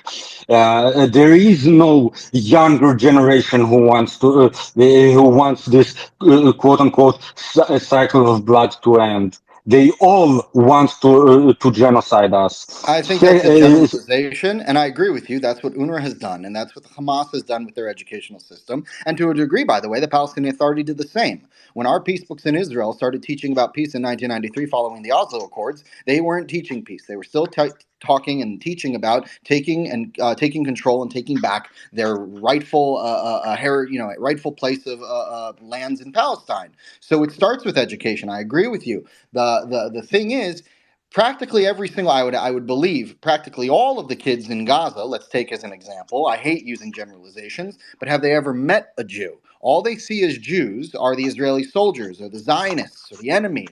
Expose these kids through different programs, expose them to humanitarian organizations. That's what I say. I made this case I published an article a couple of weeks after the start of the war, and I said the only way forward vis-a-vis Gaza is foundationally disarming the territory, but also bringing in an authority that can direct efforts on the ground, both from a humanitarian perspective and an infrastructure perspective, and a security perspective, but also an educational perspective. And what I You was realize suggesting that's was what's international. already been going on, I right? don't want the UN in there. The UN can't be trusted. The UN No, cannot be I'm not talking trusted. about the UN. I'm talking about Israeli NGOs doing exactly that. A few members of kibbutz, I think it was Reim or Oz or They were whatever, trying. They were trying, and they were trying. I agree they with you. They were were trying, and they got killed for they it, were spending and they were pretty slaughtered much for it, every single dollar they and they had were slaughtered for it. Yes, they were to slaughtered by take. Hamas. They're right. You were right. They were killed. They were killed by So, Hamas. so what exactly do you suggest to do? What What I more do you suggest is think that we can do? There, you take innocent kids, because at the end of the day, Max, we're talking about children, okay? Under the age of 15, 15, 16, because at that point, if they're engaged in combat, then they are considered combatants. But we're talking no, about I innocent disagree. kids. If anything below 12 years old, Okay, when if you the want to argue with me, We're it's not we're semantics. not Talk about arguing 12 this. years, 13, 14. Yeah, I What don't I'm want to suggesting, go there into arguments and Let's go stuff. to some of these it's hands. stupid. It's just Yeah. What what are you I'm talking suggesting. about? Hold on, let's let They Eric are finish up, then we'll go to some of these Let me hands. just Go ahead. they finish. are teaching What I'm saying, 5 years old. Go ahead, Eric. Ariel, Finish I up, and know we'll. that. I know that. I know that. I know that that's what they're teaching. And UNRWA is to blame, and Hamas are to blame. But I have a How to question. operate Are the Kalashnikov. kids to blame? Are the kids to blame? No, they're not. They are not to blame. Here's the difference between Israelis, and Palestinians, okay? And we're seeing this right now. We're seeing this absolutely right now. If there were orphan Palestinians, I guarantee you there are Israeli families that would want to take them in and give them love and give them a home and give them shelter. The opposite is not true, because we're seeing they have Israeli kids in their custody, and God knows how they're treating them. We know how they're treating them, right, Iris? So that's the difference. We care about life. We care about children. They are innocent. I do not blame children in Gaza for their situation. I do not blame them for their education. I do not blame them for their leaders. There's no way in hell that I can, especially now as the father of a toddler. These kids are innocent, and they should be given every chance in the world to not have to hate. That is what the case I am making. So I just want to bring in another look, thing with. I agree with you on principle. Go ahead, Okay, Iris. you just finish this conversation because I want to go in with something Yeah, else. just go I ahead, I'm want to done. Iris. say hi Go to ahead, Iris. Ariel, and yeah. So basically, as we speak, and we're talking about hi Ariel, I'm very happy you're here. As we speak about kids, so basically, the stuff that I heard today of what Hamas did to Israeli kids, and I'm moving it now to the Israeli kids because this was what interests me at the moment. Of course, I care about kids, that are suffering all around the world, but at the moment, it's my people. These are like my kids. This is how I feel. And the stories that they're telling and what they're saying that was happening to them in captivity and what Hamas did is insane. They were drugged. There are stories about they actually are really frightened them that they're gonna catch them and kill them in Israel. So those kids are coming back with all those nightmares and fears because that's what Hamas does. They don't care about anyone. They don't care. We're saying that they're humans, but the stuff that they did to our kids, I'm not gonna I'm not gonna start crying on the space. I'm crying outside the space because I don't think it's the, I can't do it. It kills me. But I just, you know, it's crazy now. And as we speak, Hamas is showing a photo of Yarden Bibas, by the way, as we speak. And I'm just saying the We better psychological call them Hamas pedophiles. Wait, Hamas Iris, what about the pedophiles, Bibas right? I family? too, I agree with you. I What'd agree you with say? you because the A stories, population of pedophiles. They are all yeah, pedophiles. They like young children. yeah, Iris, yeah. what'd you say about the It Yeah. Bibas looks family? like it. It looks like it. Yes, Looks like they want pedophiles. to Let torture Iris. children. She's got some more substance. Go ahead, Iris. Can you hear me or Yep. no? Go ahead. Yeah. Okay, I'm just saying that the stories that we're hearing are terrifying. I wish, I'm not, I'm not a psychologist, I'm not a psychiatrist, but I just hope, I really hope that those professionals can help those kids. It breaks my heart to see that, to hear that. And it's something that the world needs to understand. We need to do things in order for these kids to go out when they're stronger and talk about it because it's unreal the stories that are coming out. It's not something that any country in the world would tolerate. And then we're told, how to behave, what to do. No, no, no, no, no, no, no. First of all, understand what we are going through and what we went through. This is not normal, okay? This is not normal. And we need to understand that. That's why we're going to talk a lot about those testimonies, and it's going to be flying all over the media in Israel, and hopefully the media in the world will catch more and more on those stories. But now I'm just trying to listen to what's happening with the Hamas publishing the Yarden Biba story, bring it to the space. Thank you. And Ariel, what's up? Israel is in a catch-22 because from True. one side, uh, and I'm not talking about Hamas, just about Hamas. It seems that the Biden administration, Ehud Barak and Benny Gantz Wait, are together. Ariel, can I just finish Yeah. my point? So, Eric, Okay. I agree. I agree with you on principle that yes, those children should be given any chance to grow up normally. However, we've seen multiple videos of children from October 7th. And I am saying children, they were like aged 12, 13 years old, coming in on bikes and abusing bodies of Jews and stealing from them. That's why I said that you have to go below that age, because at some point that stuff solidifies, and you can no longer deprogram that. These people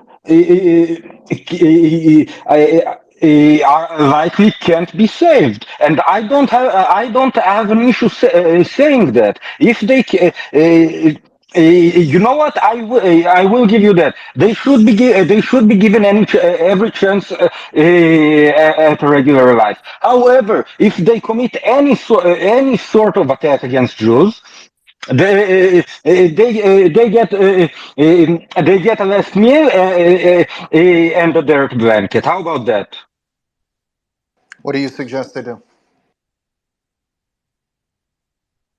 Okay, What? I need to go in a few minutes, so I want to hear Ariel for a second, and yeah. Iris, Ariel, there's Yes, one thing I want go to say. ahead. we have a problem that Ehud Barak and Biden and Benny Gantz are together inside a company named Paragon Solution. Do you know about that? So from one side, as you heard, we have some of the defenses not being used, and it seems that we have Iran attacking Israeli emergency lines. So from one side we have the Hamas, the terrorist Hamas, that and the Iran, of course, that we can use all these elements. But from the other side, if we are letting these elements go inside where they want to, this can be used against Israel. So that's why people are submitting now FOIA inside America to reveal all that. So we need to think if we need freedom or freedom of information. Freedom, that means that we are going to war against Iran and against Hamas with all our efforts that until now have not been used. Cyber attacks. Okay, before I go, I want to talk to you about this the cynical behavior of Hamas and the psychological terror that they're imposing on the families of the hostages and the Israeli society. So basically, what they did, they published a new kind of video from Gaza where they show Yarden Bibas that was kidnapped with his wife Shiri and their kids Kfir Bibas, which you probably all know, the baby 10 months old, and Ariel 4 years.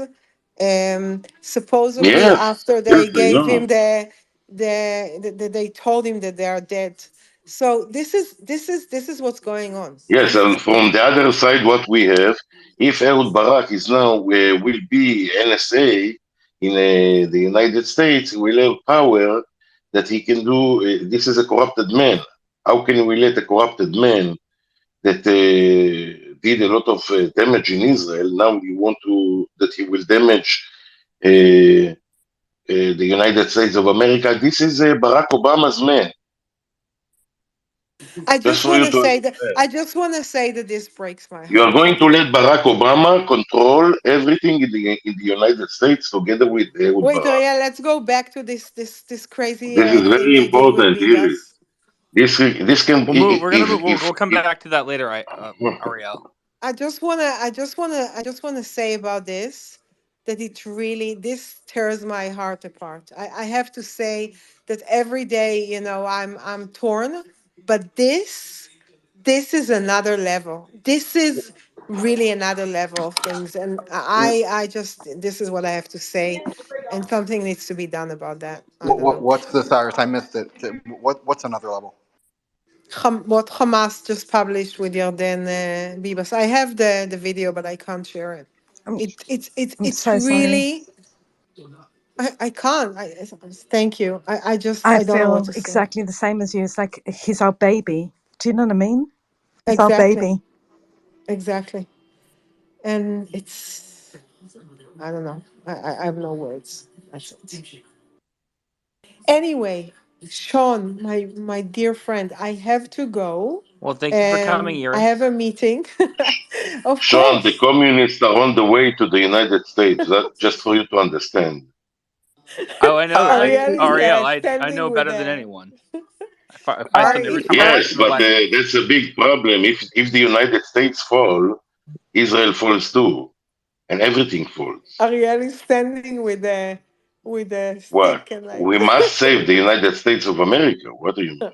Oh my Are god. you kidding me? Alright. Okay, Ariel, Can you you were save not here Australia for too? most of the space. Ariel Anyway, telling me that I have to worry about communists. What is this?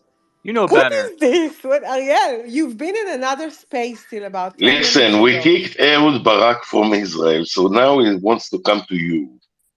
Do you You have a thing understand? with El Barak. Why? Yeah. Yes. Yeah. Okay, I'll talk to you guys He later. bought NSO and he bought the Pegasus.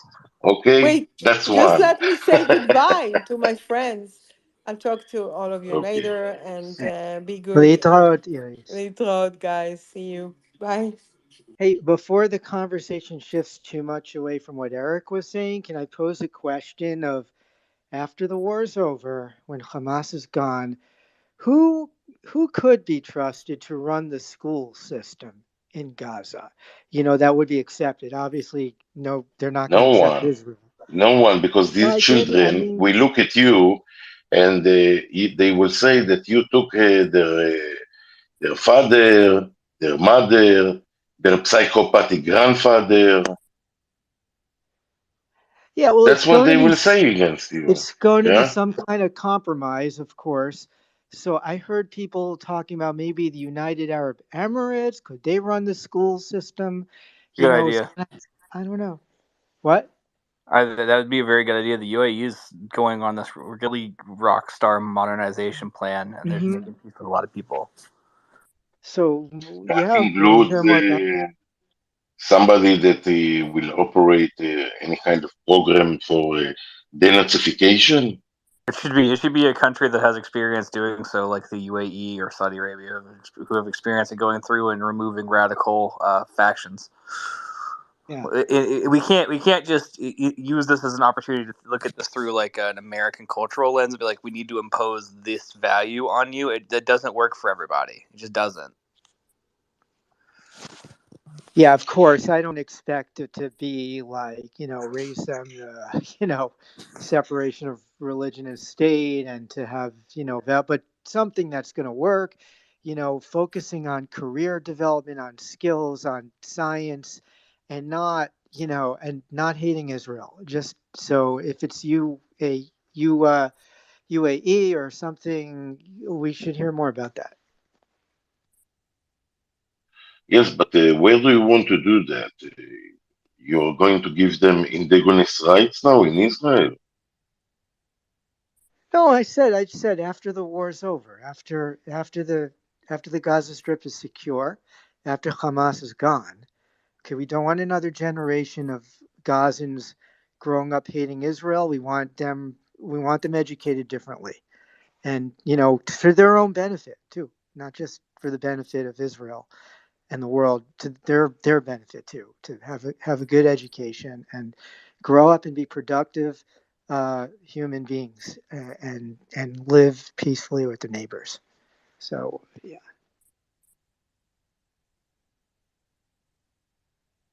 What are we going to do with all the elders? Just take them away? Exactly. I don't know, but like we got to start with the young ones so that eventually we have a population that's a good reasonable population. It's a It lot does. of unknown questions. What do we do with the orphans too?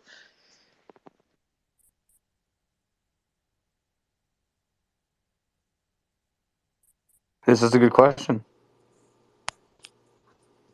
Yeah. It can change again, though. I mean, look at South Africa. After Mandela came out and everything, and there was meant to be a bloodbath, and he prevented all of that. But now South Africa is actually starting to fall, and they're using corruption of their government or whatever as an excuse to just hate on Israel. Their entire government is pro-Palestinian. The one woman spoke, I think she was a deputy foreign minister, spoke with Hamas. It can calm down for a little bit, and then 30 years time, 40 years time, it can change all over again and turn into what South Africa's turning into. It's a nightmare. Listen, some of them are taught that Jews have horns and tail like a devil with a red tail. That's what they teach them. Can you believe that? It's not only there, though. It's kind of everywhere.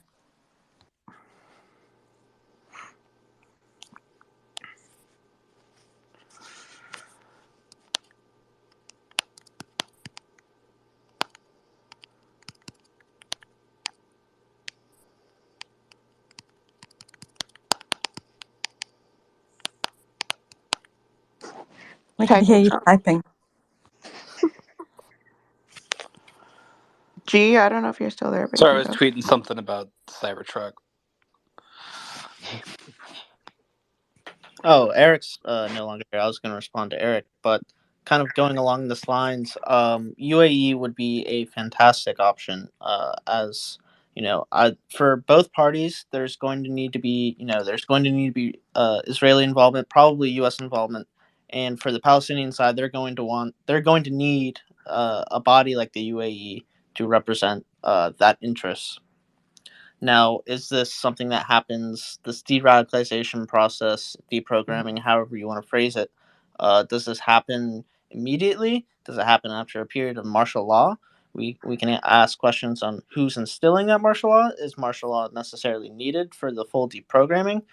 Do they need psychological help?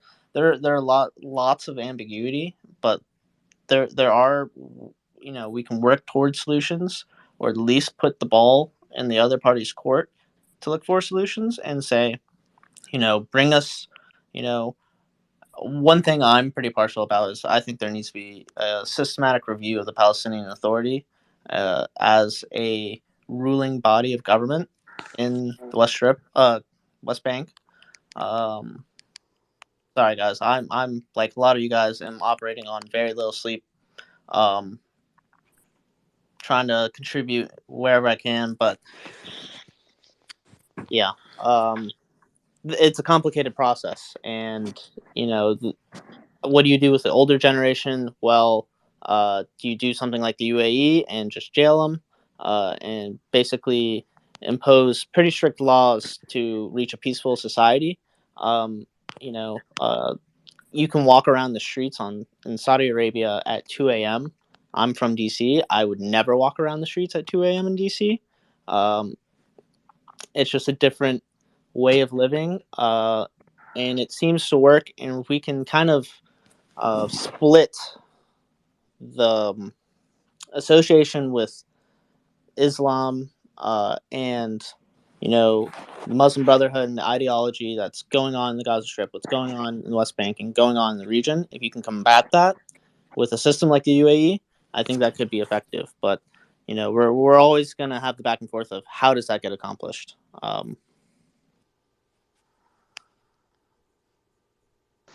Could you describe how the UAE school system works? Because you mentioned a couple of times that it's really good. What is it about them that's so progressive for that region? So there's my brother actually just came back from the UAE. I'm an American Jew. They treated him very, very well. There is a what do you call it? An establishment of a mosque, a church, and a synagogue in the middle. I forgot the location of where it is. Again, I'm operating on fumes of sleep, but it is a beautiful place. They are working towards, they dealt with these same problems. And you can see Saudi still is, in some ways still dealing with problems, but for the most part, they MVS is trying to move on, and UAE has spent a lot of money over the last 20 or so years to instill a culture of peace and kind of separate the radicalism from the ideology of Islam, which has been productive for them. They one thing that I have noticed throughout this conflict is their response compared to the other parties in the world, like Erdogan, and they had the meeting, but their silence says more than what the other people are saying. But going back to the UAE education system, yeah, they have done a lot of work. It has worked for them, and it's a very peaceful society that preaches coexistence. That's good. On the science part, only thing I know about them is because I'm very pro civil nuclear energy, and they are really moving fast on nuclear power, civil nuclear power. They're ahead of Israel on that because Israel's not allowed to talk about nuclear, so Israel's getting natural gas instead of developing the civilian nuclear power. UAE is really up ahead of the game on that, on the small modular reactors and so forth. So maybe that's some reflection of the kind of a pro technology, pro science area, but I had really no idea about their school system, and so wondering would that involve, like, would they actually send their own teachers to Gaza, or would it be like retraining Palestinian teachers? It'd be interesting to see how that develops. If I can respond just quickly, I think you need a coalition of a couple different countries. You need Israel. The United States is going to want to have its interests heard. And again, you're going to need a party like the UAE, something that's acceptable and is willing to work towards a solution. I don't know if they need to actually instill physical members and teachers. If they can instill and stick to a pretty good education regimen that de-radicalizes the population effectively, then I'm okay with that. We need to figure out who's in charge of Gaza for the next couple of years, because we know that the Palestinians probably do not want the Israelis, and the Israelis don't want to be there.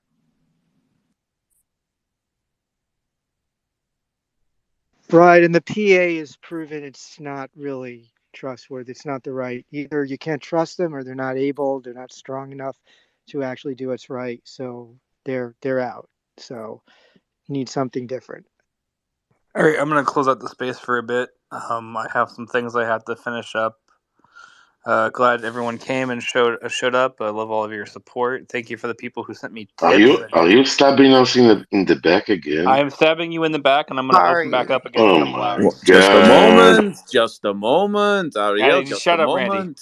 Anyway, I wanted to thank everyone who sent me tips. I didn't think that'd be a thing people do, but apparently people keep sending me tips. Thank you, guys. Have a wonderful day. Thank you very much. Yep. Thank you too, Ariel. Thanks for coming. See you later, bye. See you later, Just guys. a moment.